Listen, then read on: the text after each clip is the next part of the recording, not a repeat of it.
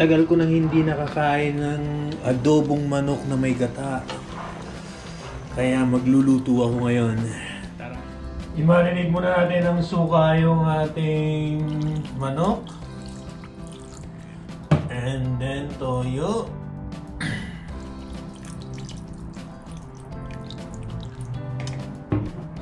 Tapos saluin natin.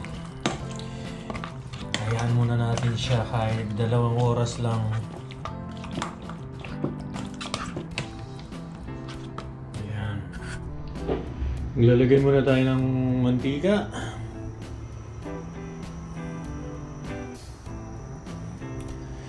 Malamig, tulog ang ating mantika. Pagkatapos,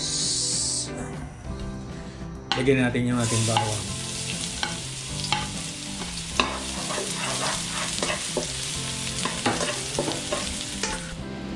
Sunod na natin yung ating sibuyas.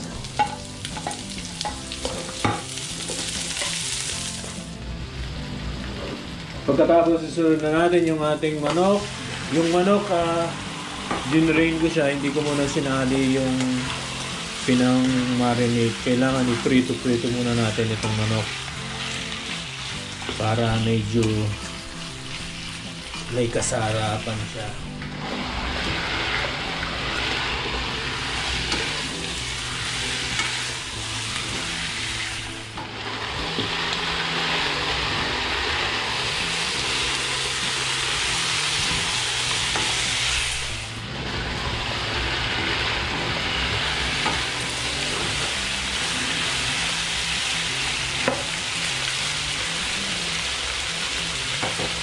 Lagay na natin yung ating pinang-marinade.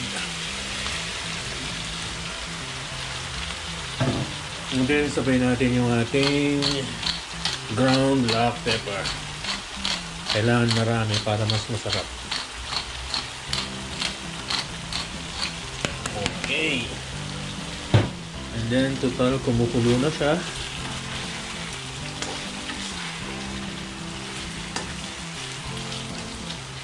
Isunod na natin yung ating tubig para lumambot na. Yan. So, pagkatapos takpan at ating babalikan maya-maya. Okay. Ilalagay na natin yung ating mga patatas. Kasi pag nag-aadobo kami may patatas eh. Gusto ng asawa ko may patatas. So para lumambot na rin siya, after 2 minutes ilalagay na natin yung gata. Oh, cover now. Okay. Lagyan muna natin ng ng chicken powder. Pagpadagdag lasa. Konti lang. And then mix. Mekos. Sumikat si Mekos eh. Pagkatapos ilalagay na natin yung ating gata.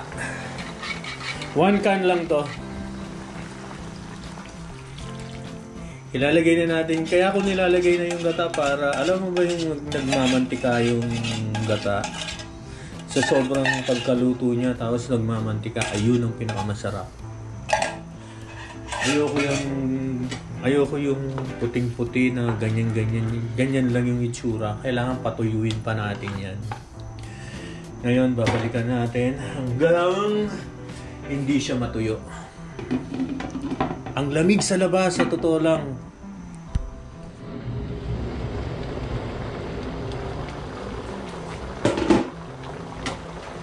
Okay, tignan mo naman.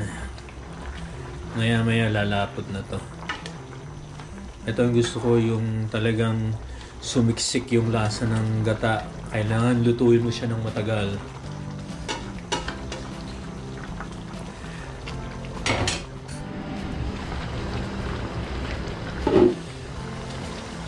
O yan, medyo tuyo-tuyo na siya.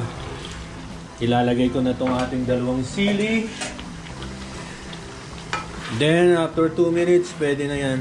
Tabunan natin para madaling maluto. 2 minutes! Luto na yan. So, eto na. Luto na. Luto na yung ating adobong manok na may gata. So, ngayon, ihanda na natin. Eto na yung ating adobong manok na may gata.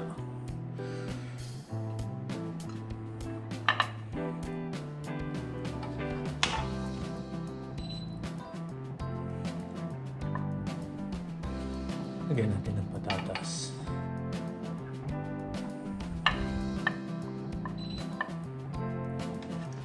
Isa pa.